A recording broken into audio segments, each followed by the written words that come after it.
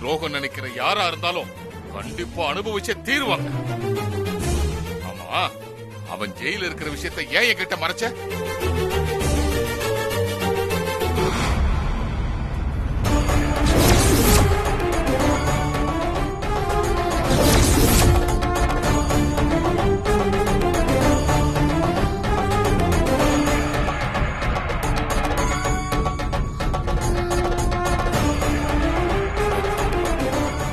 மதியழகன் ஜெயில இருக்கான்னு சொன்னதை சாரதா கேட்டிருப்பாளோ?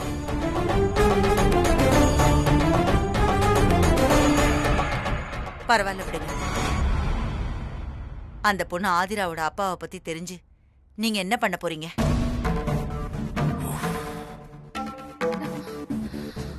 அது நமக்கு தேவையில்லாத விஷயம். நமக்கு சம்பந்தம் இல்லாத விஷயத்த நாம நம்ம தலையில தூக்கி போட்டுக்க வேண்டாங்க. நீங்க அதெல்லாத்தையும் விடுங்க. முதல்ல வந்து சாப்பிடுங்க. இல்ல, எனக்கு சாப்பாடு வேண்டாம். என் மனசு கொஞ்சம் சரியில்லைப்பா. தயவு செஞ்சு என்ன கொஞ்சம் தனியா விடு. சுபத்ரா, அவர் பசிக்கும் போது சாப்பிடுவார். நீ வா.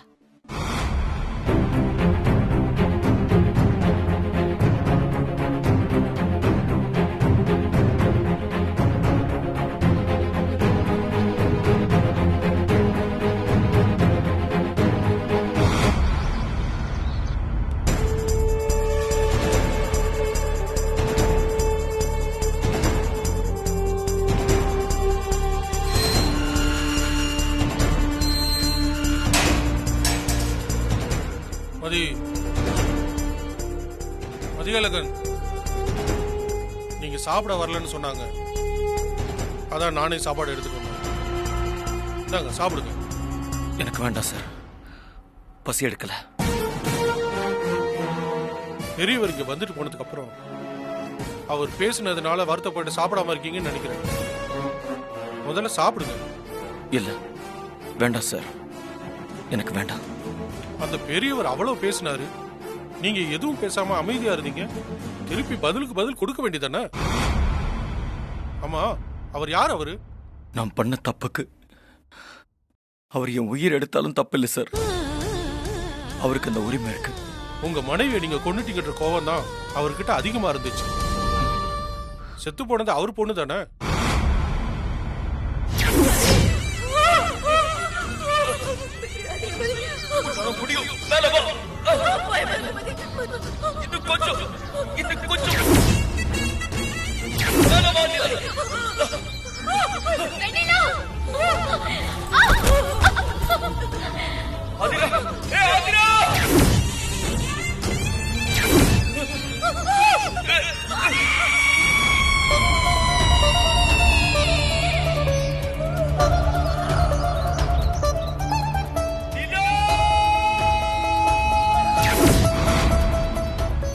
மதியழகன், உங்க மனைவியை எது கொன்னீங்க? நான் கொலை பண்ணல சார். நான் சொல்றது யாரும் நம்ப மாட்டேங்கிறாங்க சார். நீங்க தான் உங்க மனைவியை கொன்னதா உங்க பொண்ணு கோர்ட்ல சொன்னதா கேள்விப்பட்டேன். அவ சின்ன பொண்ணு சார். ஏதோ கோபத்திலையும் குழப்பத்திலையும் அப்படி சொல்லிட்டா. அதுக்கப்புறம் அவன் நிறைய அழுதுட்டா. நான் சொன்னது தப்புன்னு என்கிட்ட மன்னிப்பும் கேட்டா சார். ஓ, அப்படியா? சின்ன பொண்ணுன்னு சொல்றீங்க. அப்போ உங்க பொண்ணை யார் பாத்துக்கிறா? இப்ப வந்துட்டு போனாரே பெரியவர், அவர் வீட்டுல தான் இருக்கா. அப்படியா? அவ்வளவு திட்டினாரு உங்களை, ஆனா உங்க பொண்ணை அவர் வீட்டுல வச்சு பாத்துக்கிறாரு. ஆச்சரியமா இருக்கே. சில மனுஷங்க ரூபத்துல கடவுள் இருக்காருன்னு சொல்லுவாங்கல்ல, அந்த மாதிரி தான் சார். அவர் தெய்வத்துக்கு சமம். ரொம்ப வருத்தமா இருக்கு மதியழகன். நீங்க உங்க மனைவியை கொல்லலன்னு சொல்றீங்க, ஆனா நீங்க தண்டனை அனுபவிச்சுட்டு இருக்கீங்க. இது அநியாயம் தான். இதை விட பெரிய அநியாயம் ஒண்ணு இருக்கு சார். அது ஒருத்தரோட மனசை கொண்டு அவங்கள நடப்பணமா ஆக்குறது. இந்த உலகத்திலேயே பெரிய பாவம் அதுதான். நம்மள நம்பினவங்க மனச சுக்கலை உடைச்சு அவங்க வாழ்க்கைய ஒண்ணும் இல்லாம ஆக்குறது.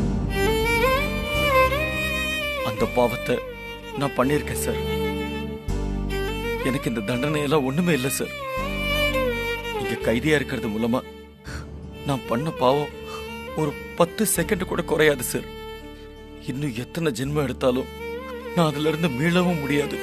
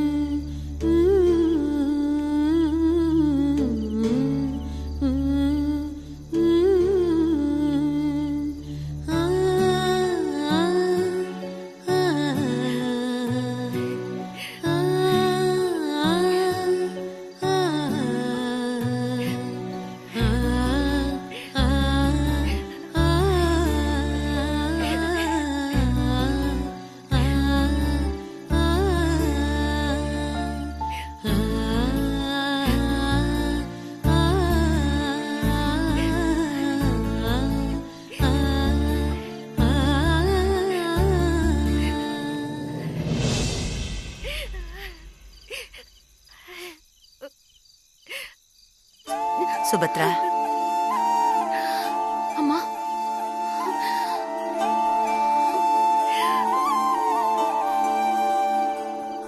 நல்லவங்களுக்கு தான் எல்லா சோகமும் வரும். நீ கவலைப்படாத சுபத்ரா.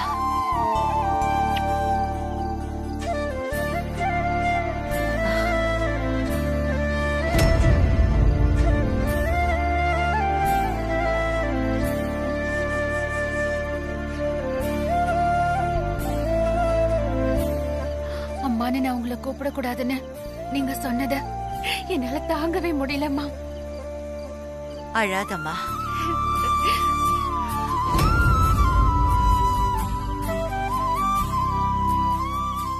இவ்ளோ நல்லவளா இருந்தா எப்படி பொழைப்ப சொல்லு? ஒவ்வொரு விஷயத்தையும் இவங்க கிட்ட சொன்னா என்ன ஆகும், அவங்க கிட்ட சொன்னா வருத்தப்படுவாங்களோன்னு நினைச்சு நீ உள்ளுக்குள்ளேயே வச்சு கஷ்டப்பட்டுக்கிட்டு இருக்க. பாத்தீங்களா அண்ணி? நீ நல்லது செய்யறேங்கிறது எனக்கு தெரியுது.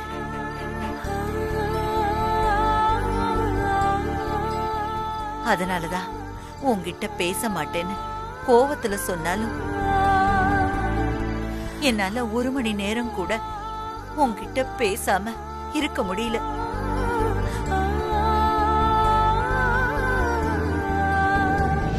உன் வாழ்க்கையில நீ தோத்து போயிட்டதா எல்லாரும் நினைச்சுக்கிட்டு இருக்காங்க. ஆனா எல்லாரையும் விட நீதான் அன்புலயும் நல்லது செய்யறதுலயும் ஒசந்து நிக்கிற. உங்க அப்பா தான் கோவக்காரர்.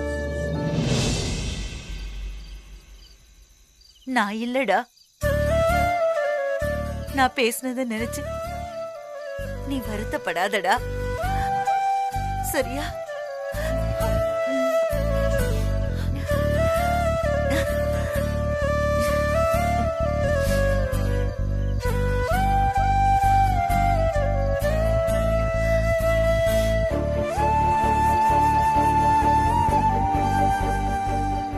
இங்க என்ன நடக்குதா அண்ணி?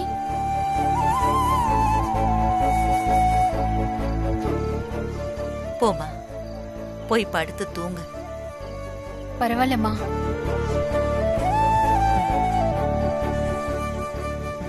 உன் கையில ஏதோ மாயம் இருக்கு சுபத்ரா. நீ லேசா புடிச்சு விட்டா கூட நாள் பூரா இருக்கிற அத்தனை அசதியும் எங்க ஓடி போகுதுன்னே தெரியல. நீ பக்கத்துல இருந்தாலே என்னோட மனசு நிறைஞ்சு நிம்மதியா இருக்கு. அது நீங்க என் மேல வச்சிருக்கிற அன்புமா. ஆமா சுபத்ரா, இந்த ஆதிராவோட அப்பா எதுக்கு ஜெயிலுக்கு போயிருக்காரு உனக்கு தெரியுமா? அது சரி, உனக்கு எப்படி தெரியும்? நீ கோவிலுக்கு போன, அங்க இவங்கள பார்த்த. அங்க இந்த பிள்ளைக்கு நேரம் நல்லா இருக்க போக தனியா யாரும் இல்லாம நின்னுகிட்டு இருந்தவளுக்கு முருகன் உன்னை கண்ணுல காமிச்சிருக்காரு. நீ அவளை இங்க கூட்டிட்டு வந்துட்ட. நல்லது பண்றவங்களுக்கே இப்படித்தான் பாரம் கூடிக்கிட்டே இருக்கும் சுபத்ரா. என்ன அண்ணி இது? சுபத்ரா கதி ஏதோ அதோ கதின்னு சொன்னீங்க, ஆனா நிலைமை இங்க வேற மாதிரில இருக்கு.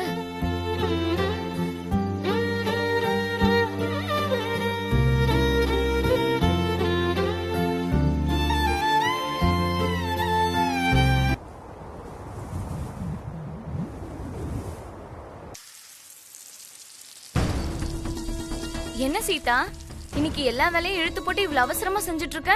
நாளையோட நான் வேலைக்கு வரமாட்டேமா. ஏன், என்ன விஷயம்? எங்க மாமியாருக்கு 16வது நாள் காரியம் இருக்கு மேடம். நானே உங்களை பார்த்து ஒரு 5000 கேட்கலான்னு இருந்தேன். இப்ப கொடுத்துட்டு சம்பளத்துல கழிச்சுக்கங்க.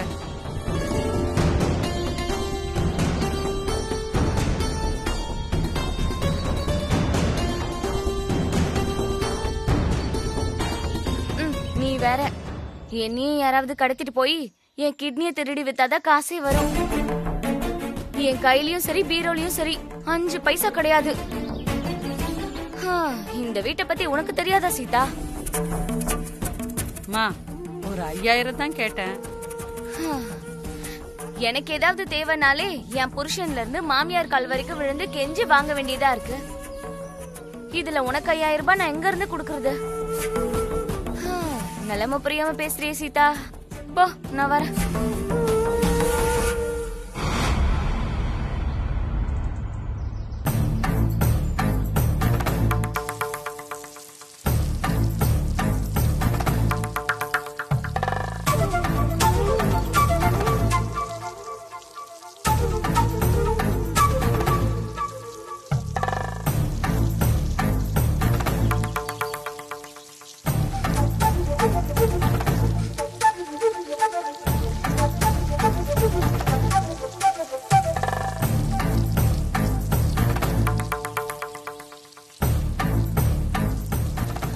அனிதாக்கா,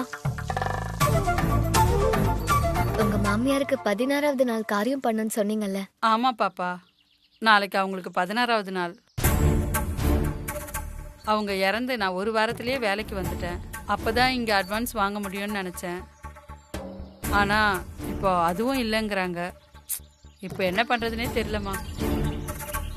எதுக்கும் பெரியம்மா கிட்ட கேட்டு பார்க்கலான்னு இருக்கேன். நம்ம கிட்ட காசு இருக்கோ இல்லையோ, இறந்தவங்களுக்காக அங்க இங்க நம்ம கேட்டு செஞ்சுதானமா ஆகணும். அதுவும் போக நாளைக்கு எனக்கு லீவு வேணும். என்ன சொல்ல போறாங்கன்னு தெரியல.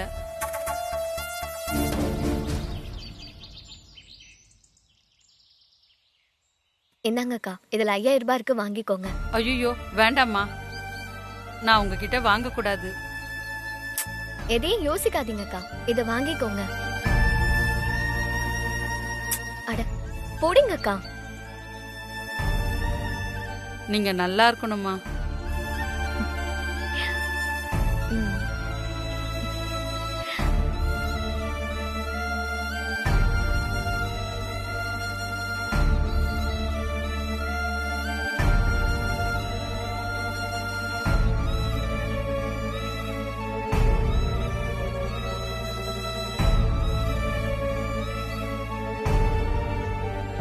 அம்மாவுக்கும் நாளானையோட 16 நாள் ஆகுது.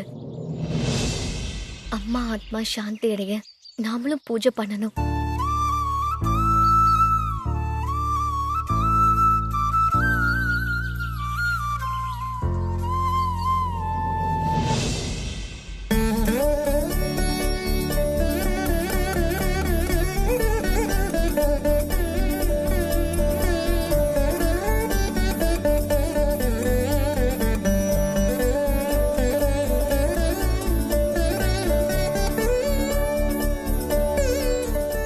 அங்க வச்சிடு. அம்மா, உங்களை சாரதா அம்மா வர சொன்னாங்க.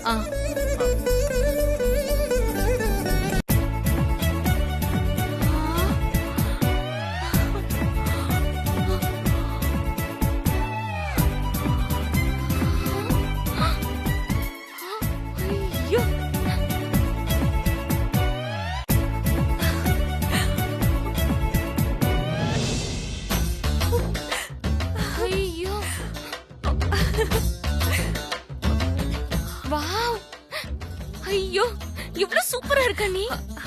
பின்ன தங்கம் எப்பவுமே நல்லாதான் இருக்கும். ஐயோ இங்க பாரு, இது நல்லா இருக்குல்ல, அதை எடுக்காத.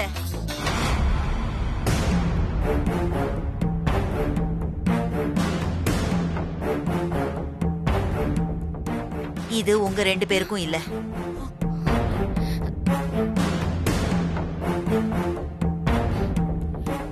என்னம்மா பெத்த அம்மா மாதிரி இல்லாம சிட்டி மாதிரி நடந்துக்கிற? இந்த நகை யாருக்குன்னு கொண்டு வந்து வச்சிருக்கேனோ அவங்க தான் போட்டுக்கணும். யார் இந்த நகலை போட்டுக்க போறாங்க அத்த? வேற யாரு? என் மருமக சாருமதி தான். ஓ மருமகளுக்கு இல்ல, இதெல்லாம் சுபத்ராவுக்கு.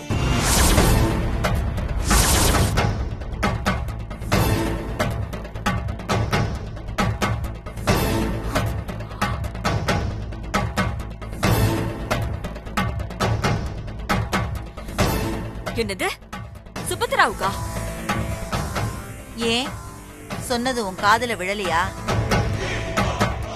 சுபத்ராவுக்கான திரும்ப திரும்ப கேக்குற.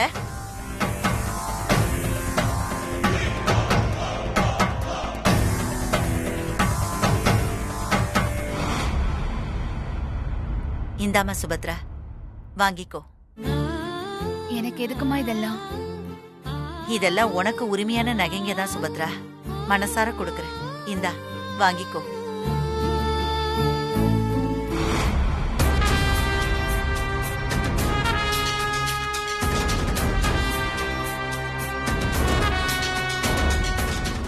புருஷனே இல்ல, இவ்ளோ நகையை போட்டு சிங்காரிச்சுக்கிட்டா பாக்குறவங்க தப்பா பேசுவாங்களோன்னு நினைக்கிறாளோ என்னவோ.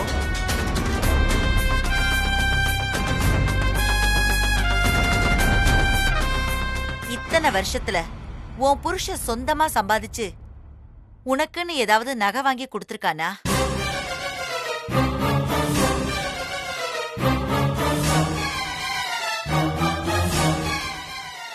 இல்லல்ல. புரிஞ்சிருச்சுமா, நீ என்ன சொல்ல வரேன்னு புரிஞ்சிருச்சு. உன் இஷ்டத்துக்கு யாருக்கு என்ன கொடுக்கணுமோ கொடுத்துட்டு போ.